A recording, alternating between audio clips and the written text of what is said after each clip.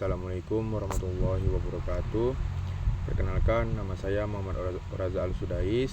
NIM saya 2303010051. Jadi di sini saya akan membahas tentang organ atau otak manusia, yaitu otak adalah organ pusat dari sistem saraf pada manusia dan sebagian besar hewan. Ia berperan sebagai pusat pengendali segala aktivitas tubuh, baik yang didasari seperti berbicara, bergerak, maupun yang tidak didasari, seperti detak jantung dan pernapasan. Berikut adalah penjelasan lengkap tentang otak manusia dari berbagai aspek. 1. Struktur anatomi otak. Otak manusia terdiri dari 3 bagian utama. A. Otak besar cerebrum. Bagian terbesar dari otak terbagi menjadi 2 belahan, hemisfer kanan dan kiri, terdiri dari beberapa lobus, yaitu 1.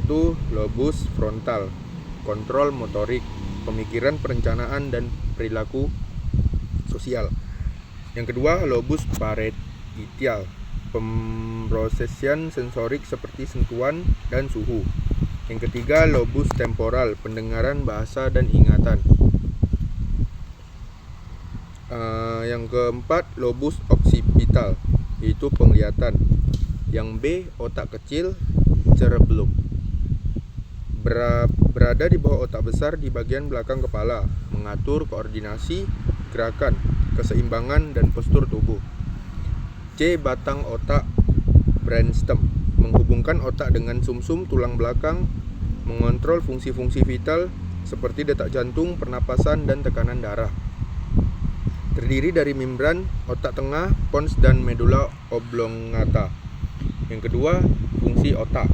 Fungsi otak sangat kompleks dan melibatkan koordinasi antar berbagai bagian, yaitu kognitif, berpikir, memori, pembelajaran bahasa, sensorik, menerima dan memproses rangsangan dari panca indera, motorik, mengendalikan otot dan pergerakan tubuh, emosional, mengelola perasaan dan respons emosional, regulasi otonom seperti suhu tubuh, denyut jantung, pernapasan. 3. Sistem saraf pusat dan periferal. Sistem saraf pusat SSP terdiri dari otak dan sumsum tulang belakang. Sistem saraf periferal SSP membawa sinyal dari dan ke otak dan sumsum tulang belakang melalui saraf-saraf ke seluruh tubuh. 4. Neurotransmitter dan sel saraf. Otak terdiri dari sekitar 86 miliar neuron sel saraf. Neuron berkomunikasi melalui neurotransmitter seperti dopamin, serotin, asetilkolin, dan lainnya.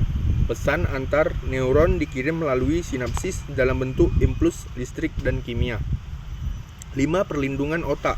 Otak dilindungi oleh tengkorak, struktur tulang keras yang mengelilingi otak, cairan cerebrospinal CSF melindungi otak dari guncangan, selaput otak meninges. 3. Lapisan membran pelindung 2 mater arachnoid mater pria mater, penghalang darah otak, blood-brain barrier, menyaring zat-zat berbahaya dari darah agar tidak masuk ke otak. Gangguan pada otak. Beberapa kondisi yang dapat mempengaruhi fungsi otak, seperti stroke, gangguan aliran darah ke otak, epilepsi, aktivitas listrik abnormal di otak, demensia, Alzheimer, penurunan fungsi kognitif, Parkinson, gangguan gerak akibat kerusakan pada sel dopaminergik, tumor otak, pertumbuhan sel abnormal di otak. Fakta menarik tentang otak. Otak manusia hanya sekitar 2% dari berat badan, tetapi mengonsumsi 20% dari energi tubuh. Seperti neuron dapat membuat ribuan koneksi dengan neuron lainnya, sinapsis, menciptakan jaringan kompleks. Sekian dari saya. Assalamualaikum warahmatullahi wabarakatuh.